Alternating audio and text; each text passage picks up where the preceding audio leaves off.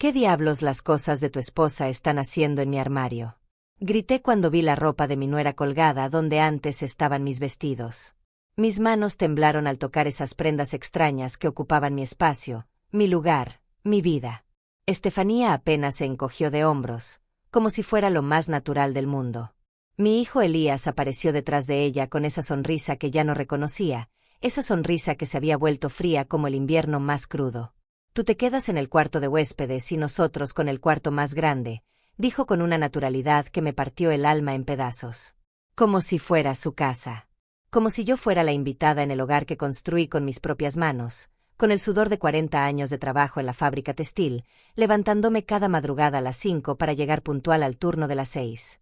Me quedé ahí parada, con 73 años a cuestas, viendo cómo mi propia sangre me convertía en una extraña en mi propio hogar.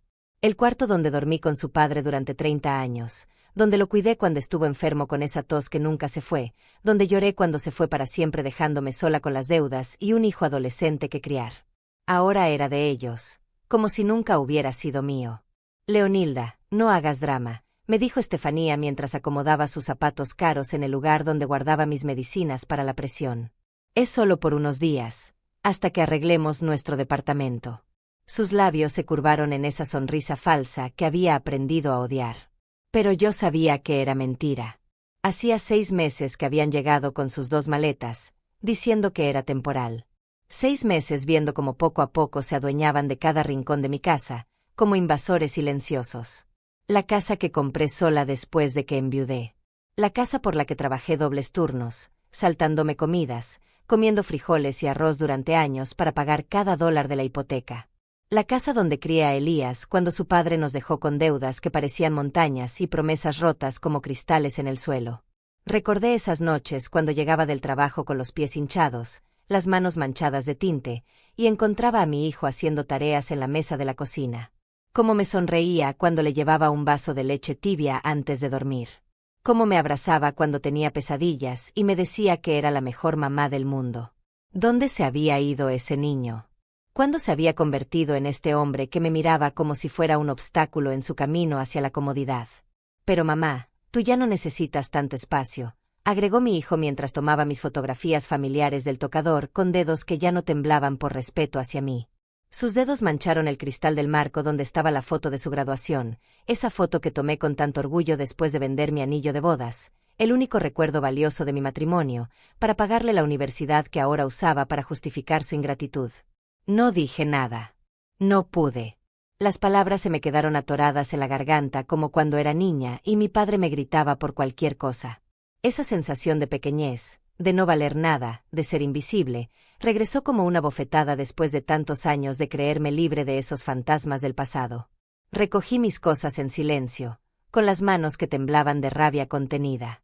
Mis vestidos viejos pero dignos, los que había planchado con tanto cuidado cada domingo. Mis zapatos gastados pero limpios, los únicos que podía permitirme con mi pensión. Mis cremas baratas pero que olían a esperanza, a mañanas mejores. Todo en una bolsa de plástico, como si fuera basura. Como si mi vida entera fuera algo que se puede empacar y guardar en cualquier rincón sin importance. El cuarto de huéspedes olía a humedad y olvido, a años de no ser habitado más que por las visitas ocasionales que ya no venían. La cama era más pequeña, incómoda, con un colchón que se hundía en el centro. La ventana daba al callejón trasero donde los gatos peleaban por comida entre la basura, donde los borrachos del barrio gritaban a altas horas. No como mi cuarto, que daba al jardín que planté con mis propias manos, donde crecían las rosas que cuidaba cada mañana antes del café. Esa primera noche no pude dormir ni un minuto. Escuchaba las risas que venían de mi antiguo cuarto, las voces que planeaban cambios en mi casa como si fuera un proyecto de renovación gratuito. Hablaban de pintar las paredes de colores modernos, de cambiar los muebles que había comprado con tanto sacrificio, de hacer reformas costosas. Con mi dinero, por supuesto. Con la pensión que me había costado 40 años de madrugadas y dolores de espalda conseguir. A las 3 de la madrugada bajé a la cocina, descalza sobre el piso frío que conocía de memoria. Necesitaba un té de manzanilla, algo que calmara esta rabia que me crecía en el pecho como una planta venenosa que amenazaba con ahogarme. Pero hasta en mi propia cocina me sentía intrusa, fuera de lugar. Los platos estaban en lugares diferentes, las especias reorganizadas según los gustos de Estefanía, como si mis 40 años cocinando en esa cocina no valieran nada. En el refrigerador había una nota pegada con un imán nuevo que no reconocía. Lista de gastos de la casa, escrita con la letra perfecta de mi nuera. Mi nombre aparecía como responsable de pagar la luz, el agua, el gas, la comida, incluso el internet que ellos usaban todo el día. Como si fuera mi obligación mantener a 2 adultos sanos que habían decidido vivir como parásitos de mi trabajo y mi sacrificio. Esa madrugada, sentada en mi cocina convertida en territorio ajeno, con el té amargo entre mis manos arrugadas, tomé una decisión que cambiaría todo. No iba a ser la anciana invisible que se deja pisotear por su propia familia. No iba a ser el fantasma de mi propia vida, vagando por los rincones de una casa que construí con lágrimas y sudor. 63 años tenía cuando enviudé, cuando el mundo me dijo que ya no servía para nada. 10 años siendo independiente, fuerte, dueña de mi destino, demostrándole a todos que una mujer sola puede salir adelante. No iba a permitir que me convirtieran en una carga, en un obstáculo, en algo que se puede mover de un lado a otro según la conveniencia de otros. La dignidad no se negocia, me había dicho mi madre antes de morir. Y yo había perdido la mía esa tarde, cuando permití que me echaran de mi propio cuarto como a un perro viejo que ya no sirve para nada. Pero las cosas iban a cambiar. Oh sí, las cosas iban a cambiar muy pronto, y de una manera que ninguno de ellos esperaba. 40 años trabajé en esa fábrica textil. 40 años levantándome antes del amanecer, cuando la ciudad aún dormía y las calles estaban vacías como promesas rotas. Mis manos conocían cada máquina, cada sonido, cada vibración de esas agujas que cosían sueños ajenos mientras los míos se deshacían como hilos viejos. Tenía 18 años cuando entré por primera vez a esa fábrica. Era apenas una niña que había dejado la escuela para ayudar en casa, porque mi padre decía que las mujeres no necesitaban estudiar, que nuestro destino era casarnos y tener hijos. Pero la vida tiene formas crueles de reírse de nuestros planes. Me casé con Roberto cuando tenía 20 años. Era un hombre bueno, trabajador, que me prometió una casa propia y una vida mejor. Por 5 años fuimos felices, o al menos yo creía que lo éramos. Hasta que llegó Elías, mi pequeño milagro que cambió todo. Roberto comenzó a beber después del nacimiento de nuestro hijo, como si la responsabilidad de ser padre fuera una carga demasiado pesada para sus hombros débiles. Las noches se volvieron largas y silenciosas. Roberto llegaba tarde, oliendo alcohol y excusas baratas. Yo fingía dormir mientras él se tambaleaba por la casa, derribando muebles, maldiciendo su suerte. Por las mañanas, cuando se iba a trabajar, yo limpiaba los vidrios rotos y las manchas de cerveza, como si pudiera borrar también la vergüenza que sentía por dentro. Cuando Elías tenía 5 años, Roberto se fue una mañana y nunca regresó. Dejó una nota sobre la mesa de la cocina, junto a las facturas sin pagar y las promesas incumplidas. «No puedo más con esta vida», decía la nota. «Cuida bien al niño». Como si yo no hubiera estado cuidándolo sola desde que nació. Me quedé con un hijo pequeño, una casa alquilada que no podía pagar, y un trabajo en la fábrica que apenas alcanzaba para sobrevivir. Las noches se volvieron aún más largas, llenas de cuentas por pagar y decisiones que una mujer de 25 años no debería tomar sola. Pero no me rendí. Nunca me rendí. Tomé turnos dobles en la fábrica, trabajé los fines de semana, acepté trabajos extras cosiendo ropa en casa después de mis 8 horas de turno. Mis dedos sangraban de tanto coser, mis ojos ardían bajo la luz amarillenta de la lámpara vieja, pero seguí adelante porque tenía una razón para hacerlo: mi hijo. Recuerdo las noches cuando Elías hacía sus tareas en la mesa de la cocina mientras yo cosía a su lado. Me preguntaba por qué su papá no vivía con nosotros, por qué otros niños tenían juguetes nuevos y él debía conformarse con los usados que compraba en el mercado de pulgas. Yo le decía que éramos un equipo, que juntos podíamos con todo, que el dinero no importaba si teníamos amor. Le mentí. El dinero sí importaba. Importaba cuando necesitaba zapatos nuevos y yo tenía que elegir entre comprarlos o pagar la luz. Importaba cuando se enfermaba y no podía llevarlo al médico privado porque no tenía seguro. Importaba cuando otros niños se burlaban de su ropa remendada y él llegaba a casa llorando. Pero nunca se lo dije. Nunca le permití ver mi desesperación, mis lágrimas silenciosas en la ducha, mis noches sin dormir haciendo cuentas que nunca cuadraban. Para él, yo siempre fui fuerte, siempre tuve las respuestas, siempre pude arreglar cualquier problema con un beso y una sonrisa. Cuando Elías cumplió 10 años, logré ahorrar suficiente dinero para dar el enganche de esta casa. Era pequeña, necesitaba reparaciones, pero era nuestra. El día que firmé los papeles, con mis manos temblorosas de emoción, sentí que finalmente había logrado algo importante. Le di a mi hijo lo que Roberto nunca pudo darle: un hogar estable, una dirección permanente, raíces. Trabajé el doble para pagar la hipoteca. Cada dólar que entraba tenía un destino: la casa, la comida, la escuela de Elías. No había lugar para caprichos, para vacaciones, para los vestidos bonitos que veía en los escaparates. Mi vida se reducía a trabajar, cocinar, limpiar y dormir. Pero era mi vida, construida con mis propias decisiones y mi propio esfuerzo. Cuando Elías llegó a la preparatoria, comenzó a avergonzarse de mí. De mis manos ásperas por el trabajo, de mi ropa sencilla, de nuestra casa modesta. Sus amigos tenían padres profesionales, madres que no trabajaban en fábricas, casas con jardines grandes y carros nuevos. Yo era un recordatorio constante de lo que él no tenía, de la vida que consideraba inferior. Pero siguió siendo mi niño cuando necesitaba algo. Cuando quería ir a excursiones escolares, cuando necesitaba dinero para libros, cuando soñaba con ir a la universidad. Entonces volvía a ser el niño que me abrazaba y me decía que era la mejor mamá del mundo. Entonces yo vendía mis pocas joyas, trabajaba horas extras, me saltaba comidas para darle lo que pedía. La universidad fue mi mayor sacrificio. Elías quería estudiar administración en una universidad privada, cara, prestigiosa. Mamá, es mi futuro, me decía con esos ojos que había heredado de su padre. Si no estudio ahí, nunca voy a conseguir un buen trabajo. Y yo, tonta de mí, le creí. Vendí mi anillo de bodas, el único recuerdo valioso de mi matrimonio. Pedí préstamos que sabía que me costaría años pagar. Trabajé 3 trabajos diferentes: la fábrica de día, limpiando oficinas de noche y cosiendo ropa los fines de semana. Dormía 4 horas por noche, vivía a base de café y determinación. Pero lo logré. Mi hijo se graduó con honores, consiguió un trabajo bien pagado, se casó con una mujer de buena familia.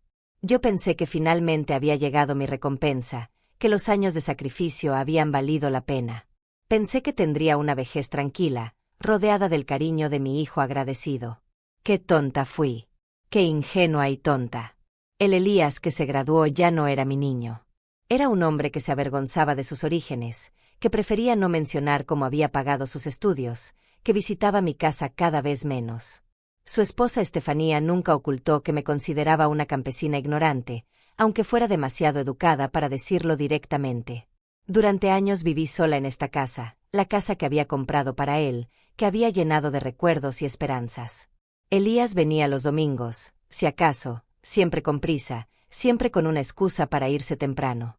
Estefanía sonreía con cortesía forzada y miraba mi humilde hogar como si fuera contagioso. Hasta hace 6 meses, cuando llegaron con sus maletas y sus problemas económicos. El trabajo bien pagado había terminado, el departamento caro ya no podían pagarlo, las tarjetas de crédito estaban al límite. Necesitaban un lugar donde quedarse, temporalmente, por supuesto. Y yo, con el corazón lleno de esperanza, pensé que finalmente tendría de vuelta a mi hijo. Que podríamos recuperar el tiempo perdido, que me demostraría el agradecimiento que había estado esperando todos estos años. Pero en lugar de gratitud, encontré desprecio. En lugar de respeto, encontré invasión. En lugar del hijo que había criado con amor, encontré a un extraño que me trataba como si le debiera algo, como si mantenerlo fuera mi obligación y no su vergüenza. Ahora, sentada en este cuarto de huéspedes que olía a humedad, recordaba cada sacrificio, cada noche sin dormir, cada dólar que había gastado en su futuro. Y me preguntaba si había valido la pena crear a un monstruo tan hermoso y tan cruel. La mañana siguiente desperté antes del amanecer, como había hecho durante 40 años. Pero esta vez no fue por obligación, sino por una extraña sensación de propósito que no había sentido en meses. Mientras la casa dormía en silencio, me vestí con mi mejor vestido, el negro que había comprado para el funeral de Roberto y que guardaba para ocasiones especiales. Hoy era una ocasión especial, aunque ellos aún no lo sabían. Preparé café en silencio, sin encender las luces de la cocina. El aroma familiar me tranquilizó mientras organizaba mis pensamientos como si fueran hilos en una máquina de coser. Cada acción que tomaría hoy tenía que ser precisa, calculada, definitiva. A las 7 en punto, Elías bajó a desayunar como siempre, esperando encontrar su café servido y su desayuno preparado. Se detuvo en seco cuando me vio sentada a la mesa, completamente vestida y arreglada, bebiendo mi café con calma. ¿Ya te vas a trabajar, mamá?, preguntó con esa voz somnolienta que me recordaba al niño que había sido. Pero ya no había ternura en esa pregunta, solo la expectativa de que siguiera siendo su sirvienta gratuita. Ya no trabajo, hijo. Me jubilé hace 5 años. ¿Recuerdas? Le respondí con una sonrisa que no llegaba a mis ojos. Hoy tengo algunas diligencias que hacer. Cosas importantes. Estefanía apareció envuelta en la bata que había encontrado en mi armario, como si fuera suya. Sus ojos se entrecerraron al verme arreglada tan temprano. Había algo en mi actitud que la ponía nerviosa, aunque no supiera exactamente qué. ¿Qué tipo de diligencias?, preguntó con esa desconfianza que siempre mostraba cuando yo hacía algo fuera de mi rutina de cocinera y limpiadora. Como si no tuviera derecho a tener una vida más allá de servirles. Cosas de la casa, respondí vagamente mientras terminaba mi café.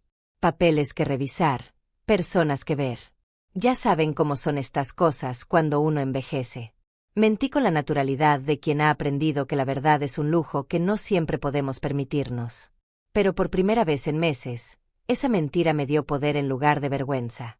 Después del desayuno, que preparé por última vez sin saberlo ellos, salí de la casa con mi bolso negro y mis zapatos de domingo.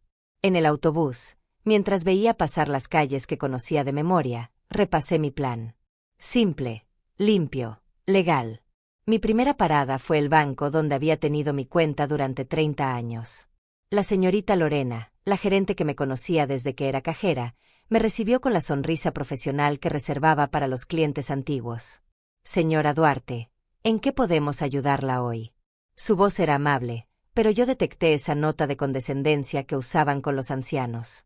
Como si fuéramos niños que necesitaban que les explicaran las cosas despacio. Quiero hacer algunos cambios en mi cuenta, Lorena. Cambios importantes. Mi voz sonó más firme de lo que había esperado. La determinación había endurecido mis cuerdas vocales como el trabajo había endurecido mis manos. Durante la siguiente hora, reorganicé completamente mis finanzas. Cambié las claves de acceso, modifiqué los beneficiarios, establecí nuevas restricciones. Cada firma que puse en esos papeles era un clavo en el ataúd de la vida cómoda que Elías y Estefanía habían construido sobre mi espalda. Lorena me miraba con curiosidad mientras procesaba cada cambio. Había algo en mis decisiones que no encajaba con la imagen de la abuelita indefensa que todos esperaban que fuera. Pero el dinero era mío, ganado con mis propias manos, y tenía derecho a hacer con él lo que considerara necesario. ¿Está segura de todos estos cambios, señora Duarte?, preguntó cuando terminamos. Es muy radical cambiar todo de una vez. Completamente segura, respondí mientras guardaba los papeles nuevos en mi bolso.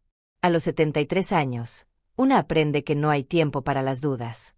Mi segunda parada fue la notaría del señor Arturo Rocha, un hombre serio que había manejado mis documentos legales durante años.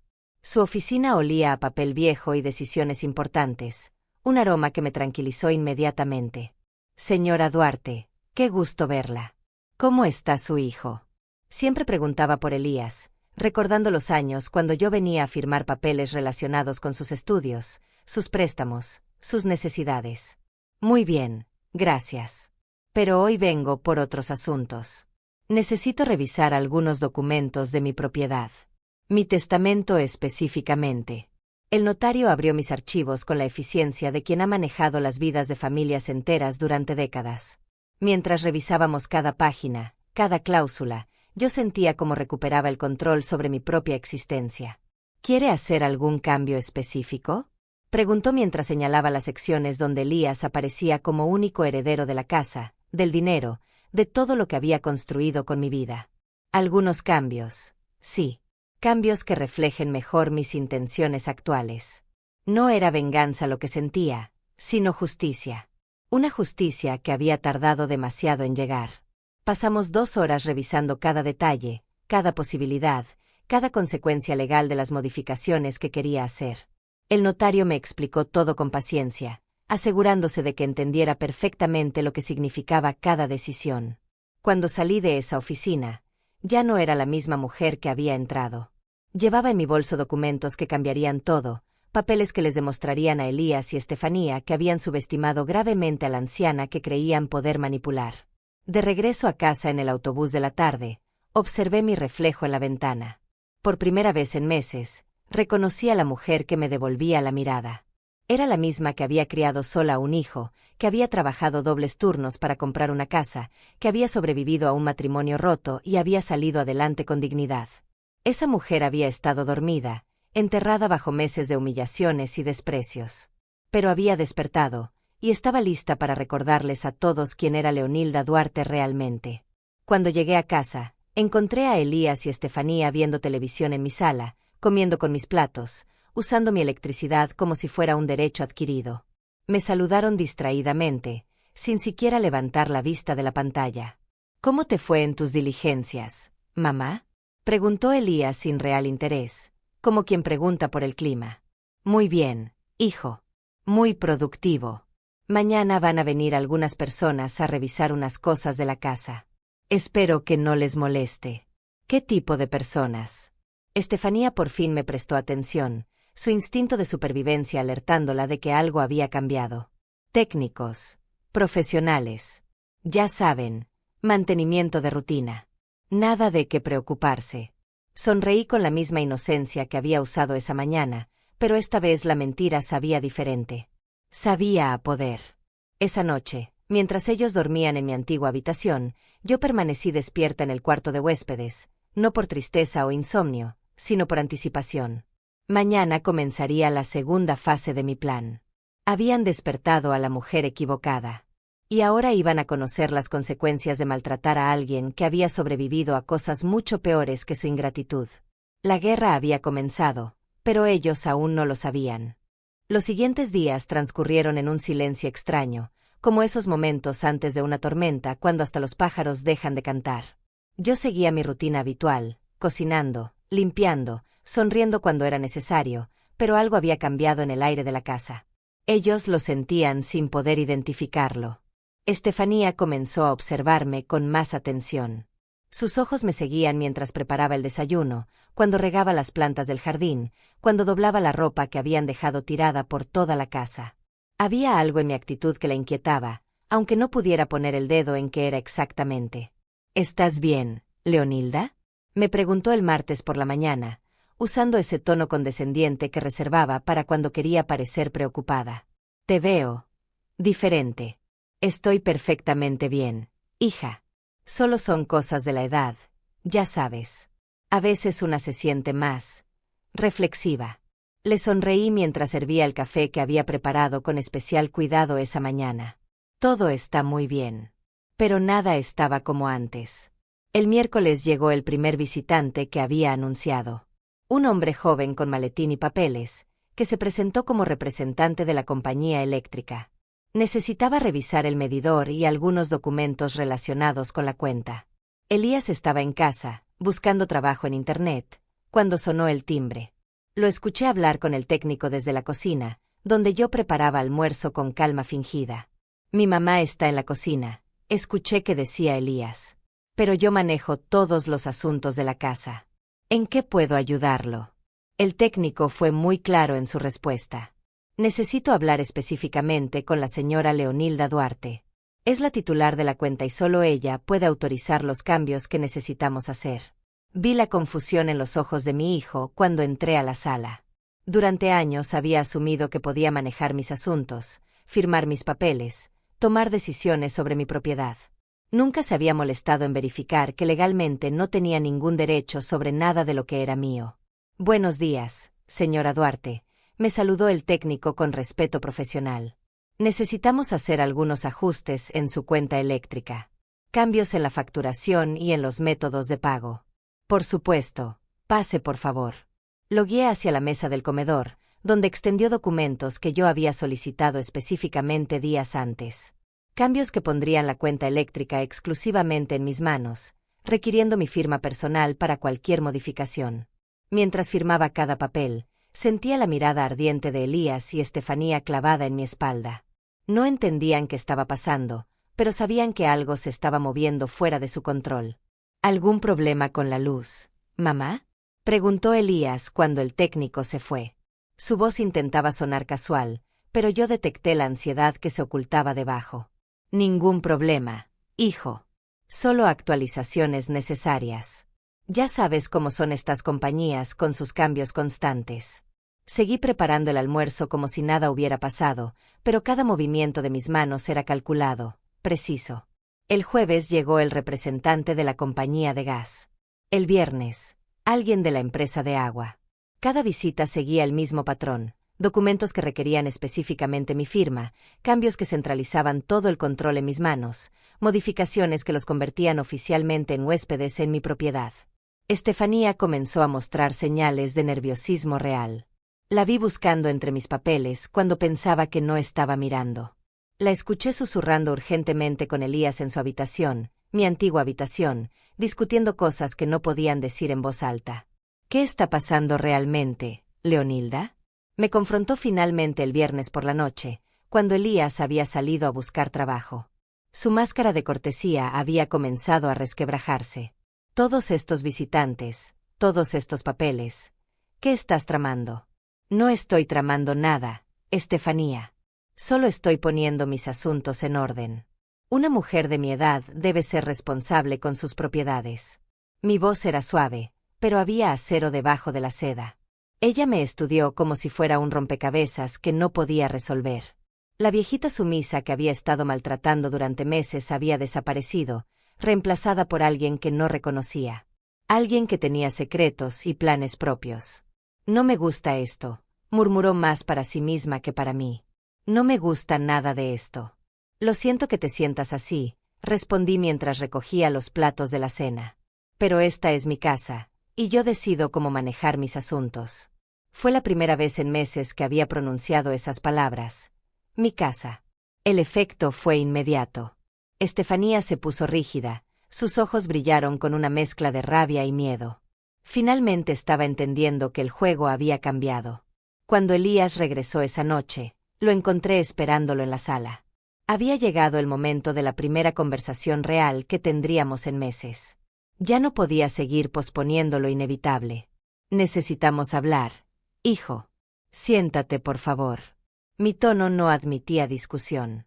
Era la misma voz que había usado cuando él era niño y había hecho algo que requería una conversación seria. ¿De qué quieres hablar, mamá? Su defensividad era evidente. Sabía que se acercaba a una confrontación que había estado evitando. De esta situación. De lo que está pasando en esta casa. De los cambios que van a venir. Mantuve mis manos quietas en mi regazo, pero mi voz se mantuvo firme. ¿Qué cambios? ¿De qué hablas? Pero sus ojos ya lo sabían. Los hijos siempre saben cuando han ido demasiado lejos, cuando han empujado a sus padres más allá del límite de la paciencia. Hablo de respeto, Elías. De gratitud. De recordar quién sacrificó todo para que tuvieras la vida que tienes ahora. Las palabras salieron con calma, pero cada una pesaba como una piedra. Mamá, no sé de qué hablas. Nosotros te respetamos. Su voz se desvaneció cuando vio mi expresión. Mentir se había vuelto tan natural para el que ya ni siquiera se daba cuenta de cuando lo hacía. ¿Me respetan? ¿Echarme de mi propia habitación es respeto? ¿Tratarme como sirvienta en mi propia casa es respeto? ¿Usar mi dinero sin pedir permiso es respeto? Mi voz subió ligeramente, pero mantuve el control. El silencio que siguió fue denso, cargado de todas las verdades que habíamos estado evitando. Estefanía apareció en las escaleras. Claramente había estado escuchando, lista para defender su territorio. Es temporal, mamá. Ya te dijimos que es temporal. La voz de Elías sonaba hueca, incluso para él mismo. 6 meses no es temporal, hijo. 6 meses de tratarme como un fantasma en mi propia casa no es temporal. Mi corazón latía fuerte, pero mi determinación era más fuerte. Esa noche, después de que se fueron a dormir, yo me quedé despierta en el cuarto de huéspedes, no por tristeza sino por anticipación. Los documentos en mi bolso eran como armas cargadas, esperando el momento perfecto para ser usadas. Habían tenido su oportunidad de tratarme con dignidad. Habían elegido el desprecio. Ahora iban a aprender que despertar a la mujer equivocada tiene consecuencias que nunca imaginaron. El lunes llegaría la fase más importante de mi plan. Y para entonces, ya sería demasiado tarde para que cambiaran de opinión. El lunes por la mañana desperté con una claridad mental que no había sentido en años. Era como si todas las piezas de mi vida finalmente hubieran encontrado su lugar correcto. Mientras me vestía con mi mejor ropa, escuchaba los ruidos familiares de Elías y Estefanía despertando en mi antigua habitación, ajenos a lo que este día les traería. A las 9 en punto sonó el timbre. Yo estaba esperando con mi bolso en la mano, completamente preparada. Elías abrió la puerta y se encontró con un hombre mayor, elegantemente vestido, que llevaba un maletín de cuero gastado y una expresión seria que hablaba de décadas manejando asuntos legales importantes. Buenos días. Busco a la señora Leonilda Duarte. Soy el licenciado Leonardo Nava, su abogado. Tenemos una cita programada. Las palabras cayeron sobre mi hijo como agua fría. ¿Abogado? ¿Desde cuándo mi madre tenía abogado? Sus ojos se movieron rápidamente entre el licenciado y yo, buscando una explicación que yo no estaba dispuesta a darle todavía. Buenos días, licenciado Nava. Lo estaba esperando. Mi voz sonó tranquila, profesional, como si tener reuniones con abogados fuera parte de mi rutina semanal. Pasemos a la sala, por favor.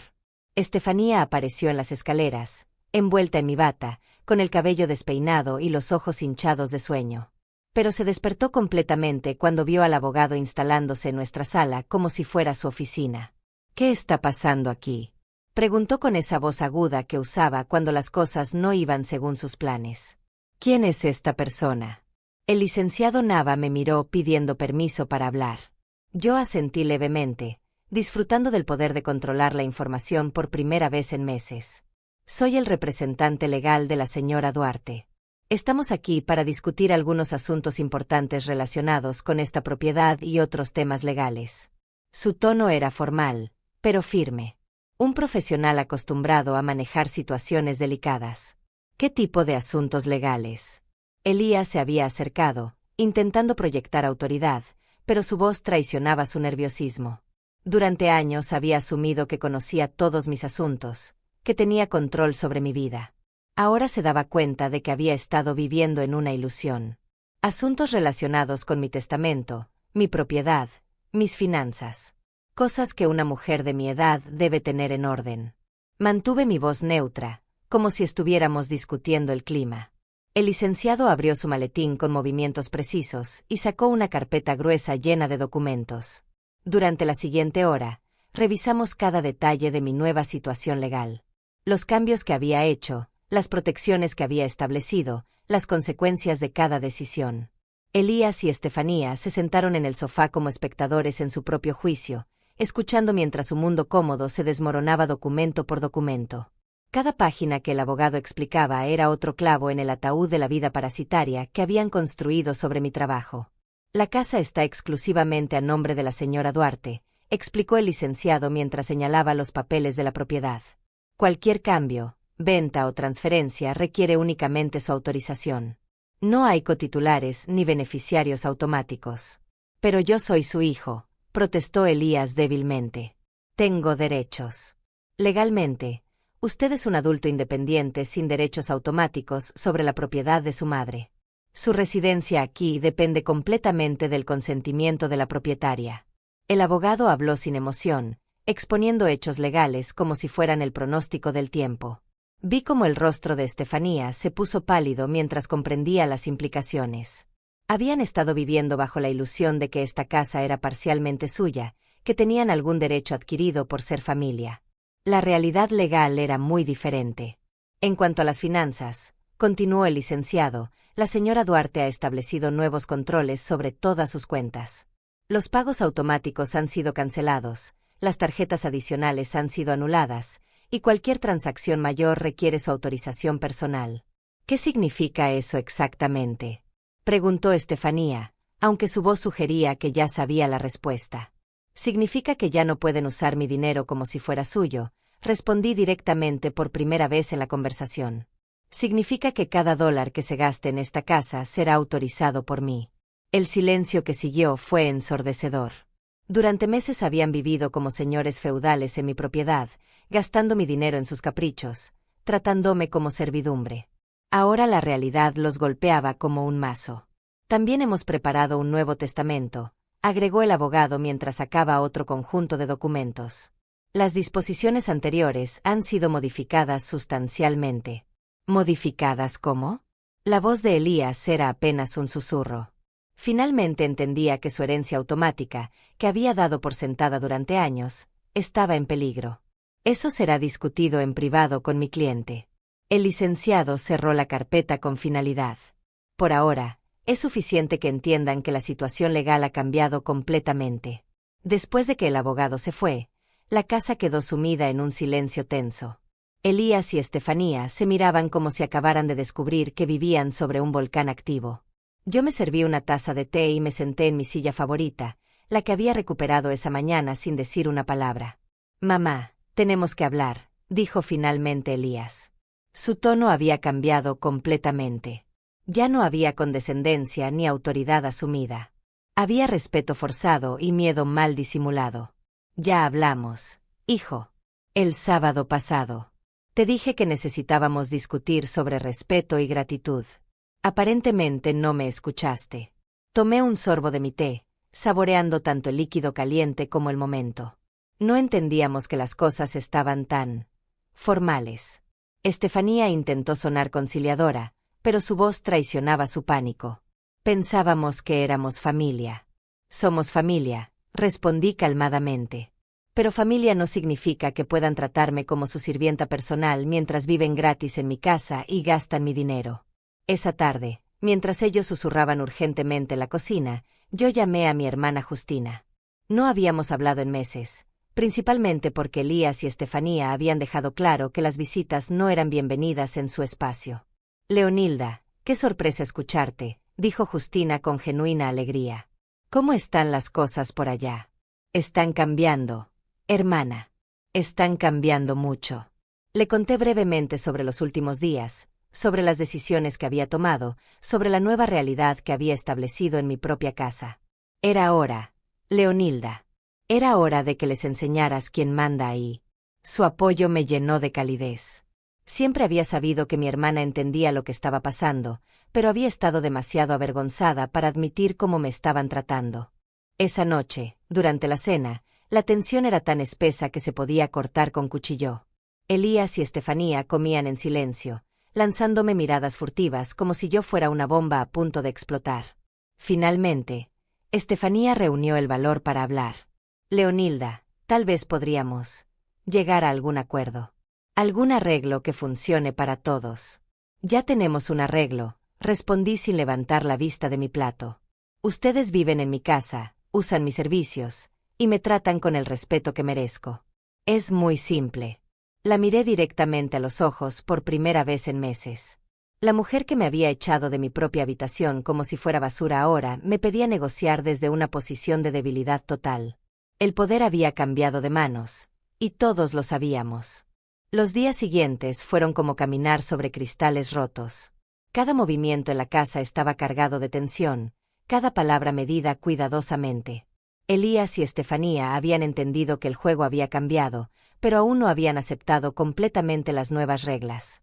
Intentaron ser amables conmigo, lo cual era casi cómico después de meses de desprecio. Estefanía comenzó a preguntarme cómo había dormido por las mañanas, con una sonrisa forzada que no llegaba a sus ojos. Elías empezó a ofrecerse para ayudar con las tareas de la casa, como si pudiera borrar meses de tratarme como sirvienta con unos pocos gestos calculados. Pero yo había aprendido a leer entre líneas. Los escuchaba susurrar en su habitación hasta altas horas de la madrugada, planeando algo que creían que me devolvería a mi lugar de víctima silenciosa. No sabían que el miedo había sido reemplazado por una determinación fría como el acero. El miércoles por la mañana llegó la primera prueba real de mis nuevas medidas de seguridad. Elías se acercó a mí mientras yo regaba las plantas del jardín, con esa sonrisa que solía usar cuando era niño y quería algo especial. «Mamá, necesitamos hablar sobre un pequeño problema financiero». Su voz intentaba sonar casual, pero yo podía escuchar la desesperación debajo de cada palabra. «Hay algunas cuentas que necesitamos pagar urgentemente». «¿Qué tipo de cuentas?». Pregunté sin dejar de regar mis rosas. Mantuve mi tono neutral, pero por dentro sentía una mezcla de tristeza y satisfacción. Tristeza por lo que mi hijo se había convertido, satisfacción por haber anticipado exactamente esta conversación. Bueno, la tarjeta de crédito que usamos para gastos de la casa. Y algunos pagos atrasados de nuestro departamento anterior. Nada grave, solo necesitamos unos $800 para ponernos al día. $800. Una cantidad que para él era nada grave, pero que para mí representaba casi la mitad de mi pensión mensual. Dinero que había ganado con 40 años de trabajo duro, que él quería usar para cubrir sus irresponsabilidades financieras. ¿Y esperabas que yo pagara eso? Le pregunté directamente, girándome para mirarlo a los ojos. Por primera vez en meses, fue él quien desvió la mirada. Bueno, siempre quiero decir, pensé que tal vez. Su confianza se desmoronaba palabra a palabra. Durante años había dado por sentado que mi dinero era su dinero, que mis recursos estaban automáticamente disponibles para sus problemas. ¿Siempre qué, Elías? ¿Siempre he sido tu banco personal? ¿Siempre he estado obligada a rescatarte de tus malas decisiones? Mi voz se mantuvo calmada, pero había hierro en cada palabra. No es eso, mamá. Es solo que somos familia. Mi hijo intentó recuperar el control de la conversación, pero sus argumentos sonaban vacíos incluso para él. Tienes razón, somos familia. Y como familia, deberías conseguir un trabajo y mantener a tu esposa, en lugar de esperar que tu madre de 73 años resuelva tus problemas financieros. Regresé a mis plantas, dando por terminada la conversación. Esa tarde, mientras preparaba la comida, escuché una discusión acalorada en el piso de arriba. Las voces de Elías y Estefanía se filtraban a través de las paredes, cargadas de frustración y pánico mal disimulado. No puede hacer esto, escuché que gritaba Estefanía. Es tu madre, tiene obligaciones familiares. No puede dejarnos en la calle por capricho. No es un capricho, respondió Elías con voz cansada. Es diferente ahora. Está diferente. Ya no es la misma de antes. Tenía razón. Ya no era la misma de antes. La mujer que había permitido que la pisotearan durante meses había muerto el día que me echaron de mi propia habitación. En su lugar había nacido alguien más fuerte, alguien que conocía su valor y no iba a permitir que nadie lo olvidara. El jueves por la mañana encontré a Estefanía revisando mis papeles en el escritorio de la sala. Había esparcido documentos por toda la mesa, claramente buscando algo que pudiera usar en su favor. Cuando me vio, trató de esconder lo que estaba haciendo, pero era demasiado tarde. ¿Buscabas algo específico? Pregunté con una calma que la puso más nerviosa que si hubiera gritado.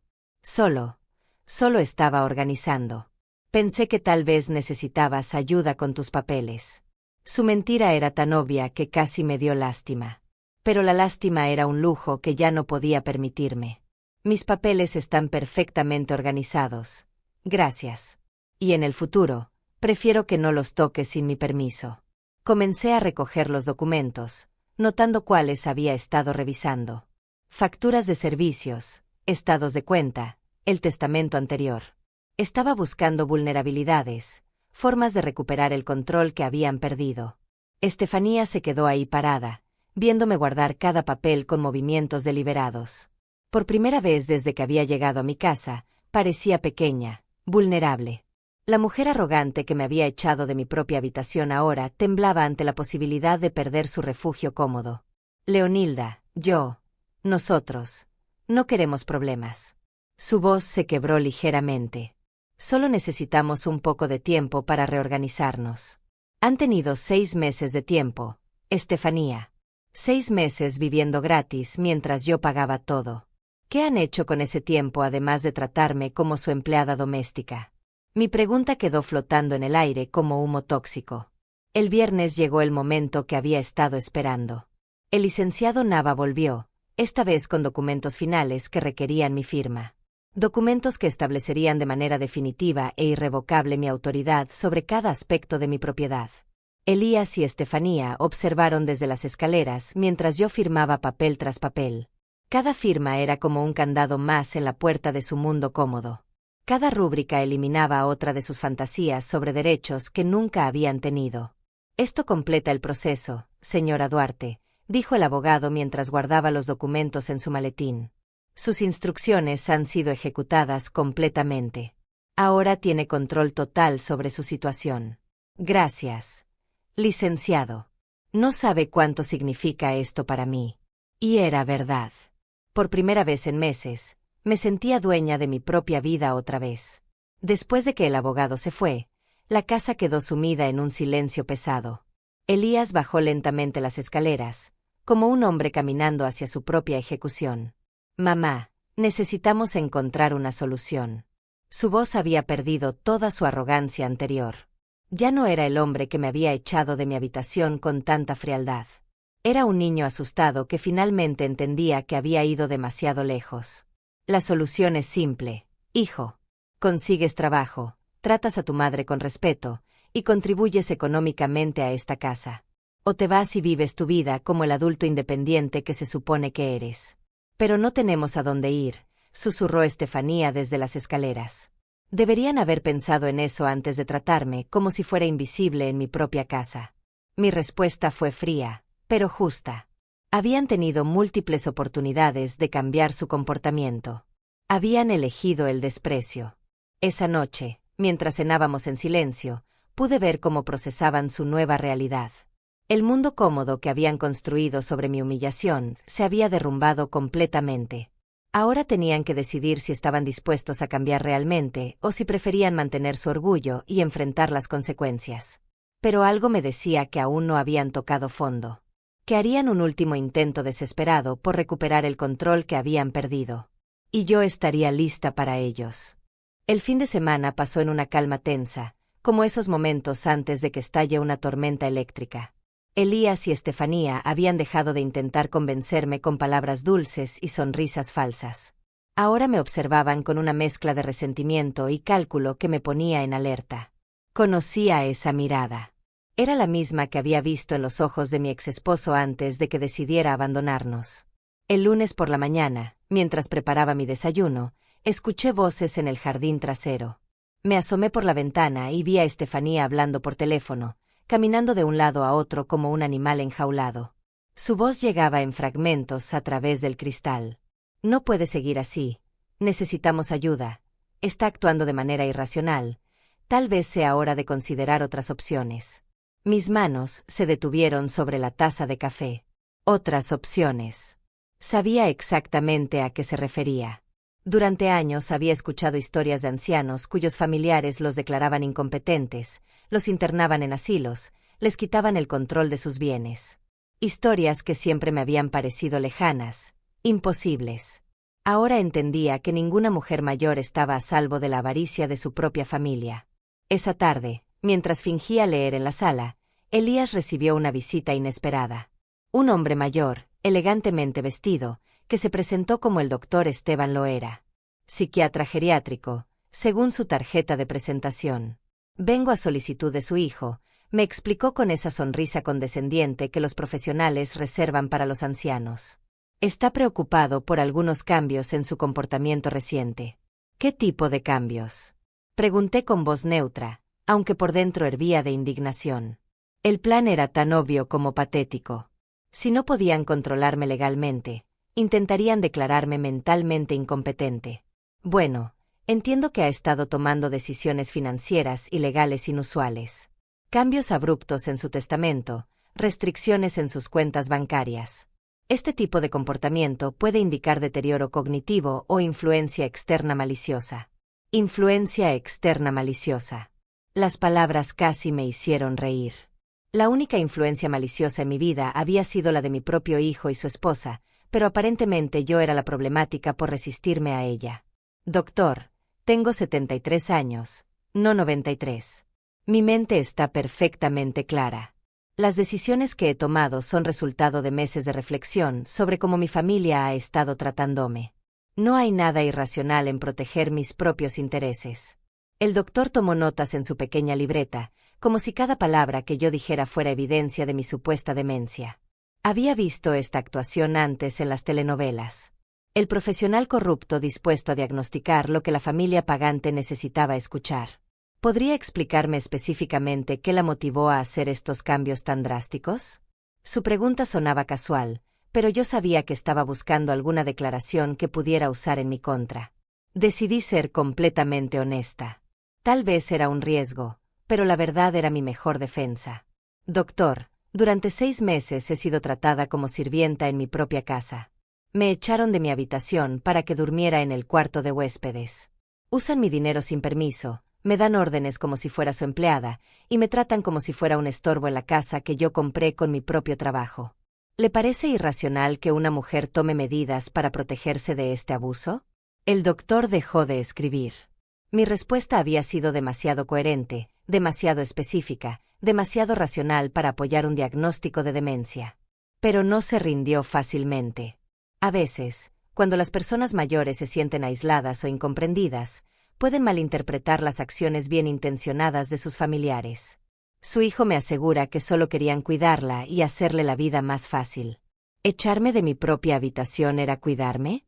¿Usar mi dinero sin permiso era hacerme la vida más fácil? Doctor, con todo respeto, creo que necesita hablar con otras personas antes de formar una opinión sobre mi estado mental. Le di los nombres y números de mi hermana Justina, de mi médico de cabecera, del licenciado Nava, incluso de algunos vecinos que conocían mi situación.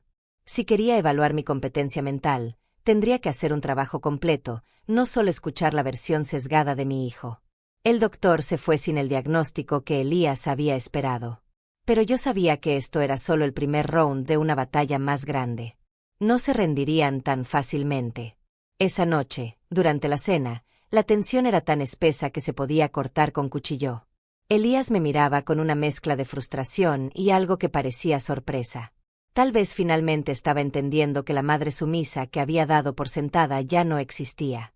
El doctor dice que estás bien, murmuró finalmente, como si le molestara admitirlo. Por supuesto que estoy bien. Siempre he estado bien. El problema nunca fue mi mente. Elías. El problema es que ustedes se acostumbraron a pisotearme y no les gusta que haya decidido levantarme. Estefanía dejó escapar un suspiro de frustración. Todo esto es ridículo. Somos tu familia. Solo queremos lo mejor para ti. Si quisieran lo mejor para mí, me habrían tratado con respeto desde el primer día. Si quisieran lo mejor para mí, habrían conseguido trabajo en lugar de vivir como parásitos de mi pensión. Si quisieran lo mejor para mí, nunca habrían intentado declararme loca para robarme mis propiedades. El miércoles por la mañana descubrí su siguiente movimiento. Encontré a Estefanía en la cocina, hablando susurradamente por teléfono con alguien que claramente era un abogado diferente. Estaba preguntando sobre procesos de tutela, sobre cómo invalidar testamentos de personas mayores, sobre los derechos de los hijos cuando los padres toman decisiones irracionales.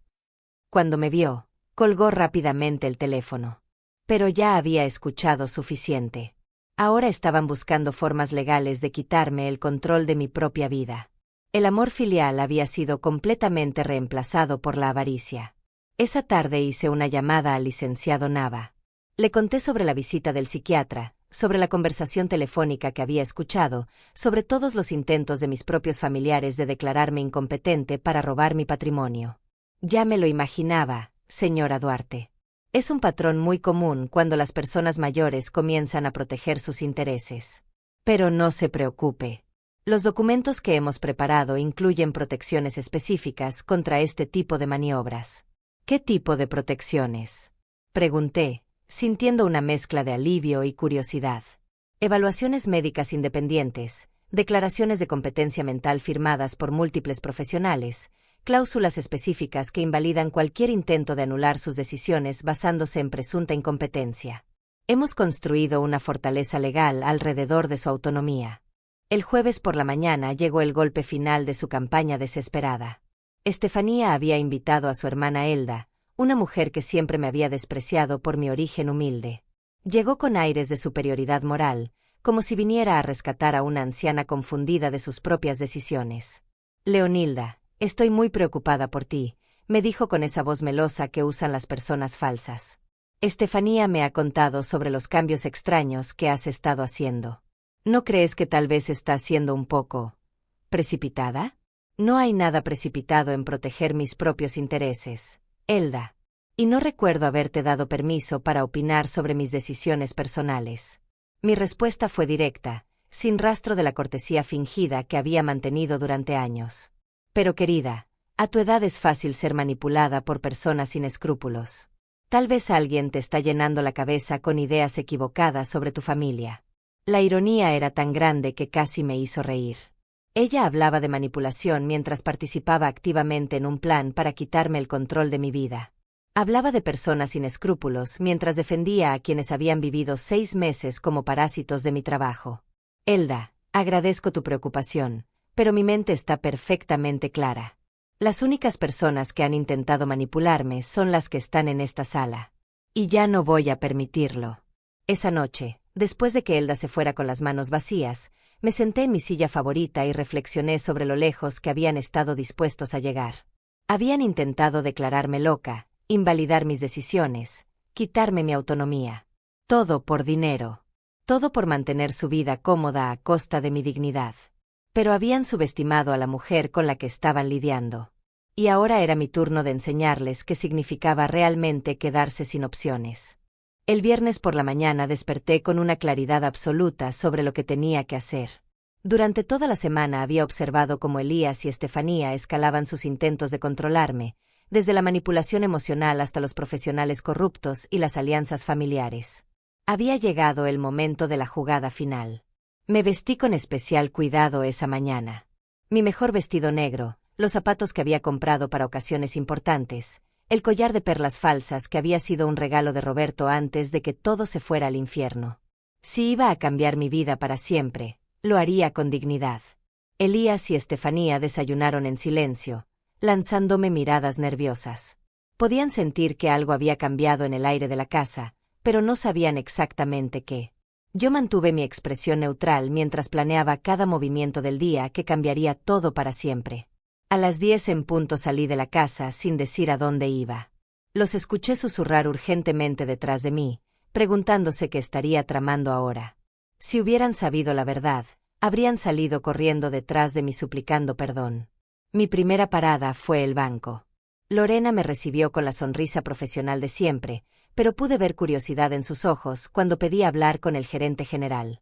Durante la siguiente hora, tomé la decisión más radical de mi vida. Quiero liquidar todas mis cuentas, le dije al gerente, un hombre mayor que había manejado mis ahorros durante décadas. Todo. Cuentas de ahorro, inversiones, certificados de depósito. Quiero convertir todo en efectivo. Señora Duarte, ¿está segura? Esa cantidad de dinero en efectivo no es muy segura. ¿No prefiere transferirlo a otra institución? Su preocupación parecía genuina, pero yo había tomado mi decisión. Completamente segura. Y también quiero cerrar la cuenta corriente que paga los servicios de la casa. A partir de hoy, todos los pagos automáticos quedan cancelados.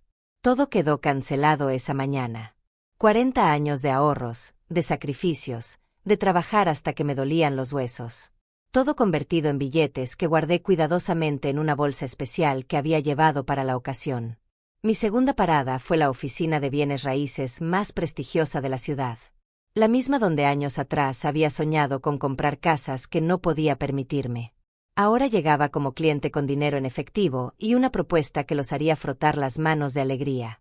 Quiero vender mi casa, le dije a la gente, una mujer joven y ambiciosa que inmediatamente se interesó cuando mencioné que tenía prisa y estaba dispuesta a aceptar ofertas por debajo del precio de mercado. ¿Tiene alguna urgencia particular, señora Duarte?, preguntó mientras revisaba los documentos de mi propiedad que había traído. Digamos que he decidido que es hora de hacer cambios en mi vida. Grandes cambios. Y no quiero que nada ni nadie me impida tomarlos. Mi respuesta debe haber sonado misteriosa, pero en el mundo de bienes raíces, el dinero rápido no requiere explicaciones detalladas. En 3 horas había firmado un contrato de venta con una empresa que compraba propiedades para desarrollo comercial. El precio era 30% menos del valor real de mercado, pero incluía una cláusula de cierre en 10 días y pago inmediato. Exactamente lo que necesitaba. Cuando regresé a casa esa tarde, encontré a Elías y Estefanía esperándome en la sala como padres preocupados esperando a un adolescente rebelde. Sus caras de ansiedad casi me dieron lástima. Casi. ¿Dónde estuviste todo el día? Preguntó Estefanía con esa voz aguda que usaba cuando estaba al borde de los nervios. Estábamos preocupados. Arreglando algunos asuntos pendientes, respondí mientras me quitaba los zapatos y me sentaba en mi silla favorita. Cosas que debería haber hecho hace mucho tiempo. ¿Qué tipo de asuntos? Elías se acercó, como si pudiera leer mis secretos en mi expresión. Su instinto le decía que algo grande había pasado, pero no podía imaginar qué. Asuntos relacionados con mi futuro. Con nuestro futuro. En realidad. Dejé que la ambigüedad los torturara un poco más. Después de meses de incertidumbre emocional, era justo que ellos sintieran un poco de ansiedad. Esa noche preparé la cena más elaborada que había hecho en semanas. Pollo guisado como le gustaba a Elías cuando era niño, arroz con vegetales, frijoles negros, incluso un postre simple. Si iba a ser nuestra última cena juntos, al menos sería memorable. Durante la comida, mantuve una conversación normal, preguntando sobre sus planes de trabajo, comentando sobre las noticias, actuando como si no hubiera pasado nada extraordinario. Pero podía ver cómo me observaban, buscando pistas sobre qué había hecho durante mi día misterioso. Después de lavar los platos, me senté con ellos en la sala. Era hora de la conversación que había estado posponiendo durante semanas. Necesito decirles algo importante, comencé con voz calmada. Algo que va a cambiar todo para nosotros. Los vi intercambiar miradas nerviosas. Finalmente llegaba el momento que habían estado temiendo, pero no de la manera que esperaban. He tomado una decisión sobre esta casa. Una decisión final. Mi voz se mantuvo firme, sin rastro de duda o vacilación. ¿Qué tipo de decisión? La voz de Elías era apenas un susurro. La vendí. Esta mañana firmé los papeles. La casa será transferida a los nuevos propietarios la próxima semana. El silencio que siguió fue tan completo que se podía escuchar el tic-tac del reloj de la cocina. ¿Vendiste la casa? Estefanía fue la primera en encontrar su voz, aunque sonaba como si estuviera hablando desde el fondo de un pozo. ¿Sin consultarnos? Es mi casa, Estefanía. Mía. No necesito consultar con nadie para vender mi propia propiedad. La tranquilidad en mi voz contrastaba dramáticamente con el pánico que comenzaba a apoderarse de sus rostros. ¿Pero dónde vamos a vivir? Elías se había puesto pálido como un fantasma. Por primera vez en meses, parecía realmente asustado. Yo ya tengo planes. Ustedes tendrán que hacer los suyos. Les di una semana para encontrar otro lugar. Es más tiempo del que me dieron a mí cuando me echaron de mi propia habitación. Mamá, no puedes hacer esto. No puedes dejarnos en la calle. La voz de Elías se quebró ligeramente. El hombre arrogante que me había tratado como sirvienta durante meses se había convertido en un niño asustado. No los estoy dejando en la calle, Elías. Los estoy liberando de la carga de cuidar a una madre que aparentemente los molesta tanto. Ahora pueden vivir sus vidas sin tener que soportar a la anciana que los mantiene. ¿Y el dinero de la venta? ¿Mi herencia? Su pregunta reveló lo que realmente le importaba. No el hogar familiar, no los recuerdos, sino el dinero que había esperado heredar automáticamente. ¿Tu herencia? Elías, la herencia es lo que se deja cuando alguien muere. Yo estoy muy viva, y he decidido usar mi dinero para vivir la vida que me merezco. Una vida donde me traten con respeto y dignidad. Esa noche, mientras ellos susurraban desesperadamente en su habitación, haciendo llamadas telefónicas frenéticas a familiares y amigos, yo empaqué mis pocas pertenencias valiosas. Fotografías, algunos documentos importantes, la ropa que realmente necesitaba. Todo cabía en 2 maletas pequeñas. 40 años de vida reducidos a 2 maletas. Pero por primera vez en meses, cada objeto que empaqué era realmente mío, elegido por mí, libre de las demandas y expectativas de otros. Al amanecer del sábado, mientras ellos aún dormían, salí silenciosamente de la casa que había sido mi hogar durante décadas. En mi bolso llevaba el efectivo de la venta, más dinero del que había tenido nunca en mi vida. En mi corazón llevaba algo aún más valioso, mi dignidad recuperada. La guerra había terminado. Y yo había ganado de la única manera que importaba, recuperando mi propia vida.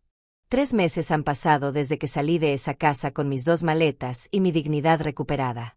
Mientras escribo estas líneas, Estoy sentada en la terraza de un pequeño apartamento que alquilé en la costa, donde el sonido del mar me acompaña cada mañana y nadie me trata como si fuera invisible. Esa primera semana después de vender la casa fue la más liberadora de mi vida. Elías me llamó desesperadamente durante días, alternando entre súplicas y amenazas, entre promesas de cambio y acusaciones de crueldad. Estefanía incluso intentó involucrar a otros familiares, pintándome como una anciana cruel que había abandonado a su propia sangre. Pero ya no me importaba lo que pensaran los demás.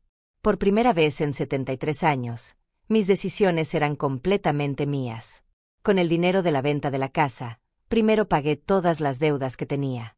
No eran muchas, pero quería empezar esta nueva etapa de mi vida completamente libre. Luego aparté una cantidad generosa para emergencias médicas y gastos futuros. El resto lo dividí en 3 partes iguales. La primera parte la doné al hogar de ancianos donde había trabajado como voluntaria años atrás. Sabía que ese dinero ayudaría a personas que realmente lo necesitaban, no a adultos capaces que preferían vivir como parásitos de sus madres. La segunda parte la invertí en un fondo que me daría ingresos mensuales para vivir modestamente pero con dignidad.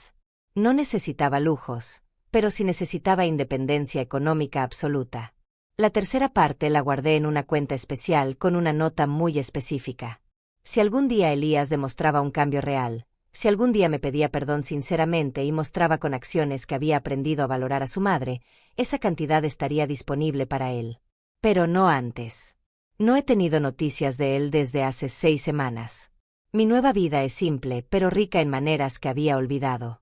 Cada mañana despierto cuando mi cuerpo me lo pide, no porque alguien espere que prepare desayuno para adultos perezosos. Bebo mi café viendo el amanecer sobre el océano, no preocupándome por las facturas que otros generan con mi dinero. Mi apartamento es pequeño, pero completamente mío. Un dormitorio con vista al mar, una sala acogedora donde leo los libros que nunca tuve tiempo de disfrutar, una cocina donde cocino solo lo que me gusta, cuando me da la gana.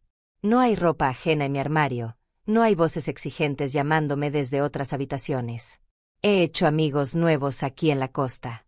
Doña Valeria, mi vecina de 75 años, que también escapó de una familia que la trataba como sirvienta gratuita.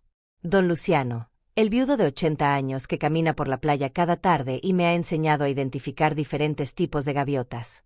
María Elena, la dueña de la panadería local, que siempre me guarda los mejores panes dulces porque dice que tengo cara de mujer que merece cosas buenas.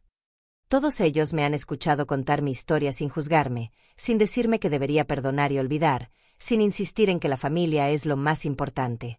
Ellos entienden que a veces la familia puede ser lo más tóxico en nuestras vidas, y que liberarse de esa toxicidad no es crueldad, sino supervivencia. La semana pasada recibí una llamada de mi hermana Justina. Me contó que Elías había ido a buscarla, preguntando por mi paradero, queriendo saber si yo había dejado algo para él en algún lado. No parecía preocupado por mi bienestar, sino por la posibilidad de que hubiera dinero que aún pudiera reclamar. También me contó que él y Estefanía habían tenido que mudarse a un departamento pequeño en las afueras de la ciudad. Que finalmente había conseguido un trabajo, aunque no le gustaba. Que ella había tenido que buscar empleo también por primera vez en años. Que se quejaban constantemente de lo difícil que era la vida cuando tienes que mantenerte solo.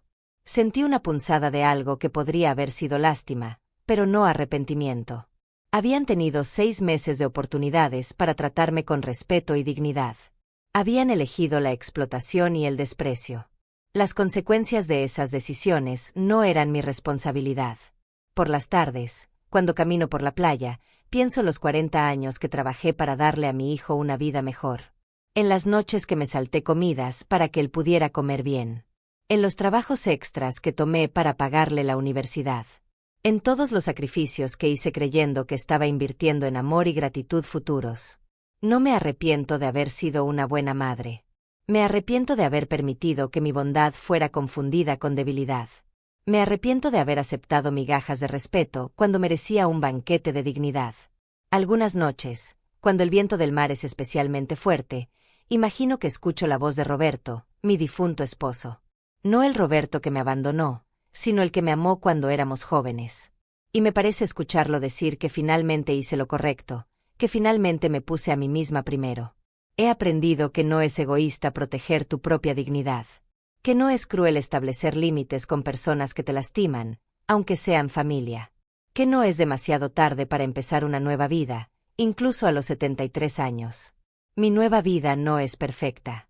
A veces me siento sola, especialmente durante las fiestas cuando veo familias felices paseando por la playa. A veces me pregunto qué habría pasado si Elías hubiera elegido el respeto en lugar del desprecio. A veces extraño la idea del hijo que crié, no el hombre en que se convirtió. Pero incluso en mis momentos más nostálgicos, no cambiaría mi decisión. Prefiero la soledad digna a la compañía humillante. Prefiero dormir tranquila sabiendo que nadie me está usando, a vivir rodeada de personas que me ven como una fuente de recursos en lugar de como un ser humano. Esta mañana, mientras regaba las plantas que he puesto en mi pequeña terraza, recibí una carta. Era de una organización local que ayuda a mujeres mayores en situaciones de abuso familiar. Habían escuchado mi historia a través de Justina y querían invitarme a compartir mi experiencia con otras mujeres que están pasando por situaciones similares. Acepté inmediatamente. Si mi historia puede ayudar a una sola mujer a entender que merece respeto, que tiene opciones, que nunca es demasiado tarde para recuperar su dignidad, entonces todo lo que viví habrá valido la pena. Porque esa es la verdad que he aprendido en estos 3 meses de libertad. Nunca es demasiado tarde para elegirse a sí misma. Nunca es demasiado tarde para decir basta. Nunca es demasiado tarde para recordar tu propio valor. A las mujeres que me escuchen, a las madres que se reconocen en mi historia, a las abuelas que han olvidado que también tienen derechos, les digo esto: ustedes no son sirvientas de sus familias. Ustedes no son bancos ambulantes para resolver los problemas de otros. Ustedes no son muebles que se pueden mover de un lugar a otro según la conveniencia ajena. Ustedes son seres humanos con dignidad, con valor, con derecho a ser tratadas con respeto en sus propios hogares. Y si su familia no entiende eso, entonces tal vez sea hora de encontrar una nueva definición de familia. Una que incluya solo a las personas que las valoran realmente. Prefiero dormir bajo las estrellas que vivir en una mansión sin respeto. Prefiero comer pan sola que banquetes rodeada de desprecio.